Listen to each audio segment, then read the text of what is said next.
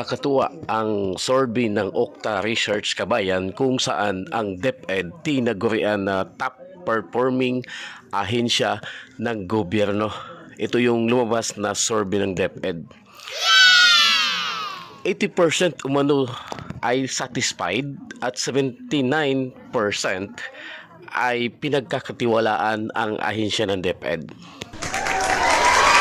Sa mensahe ni VP Sara Duterte, itinuring niya na isang karangalan ang naturang survey ng Okta Research. Taos-puso naman na nagpapasalamat ang DepEd Secretary. Ayon sa kanya, isang bunga ng kapit-bisig na pagtutulungan ang naturang survey ng Okta na tinagurian ng DepEd na top performing agency.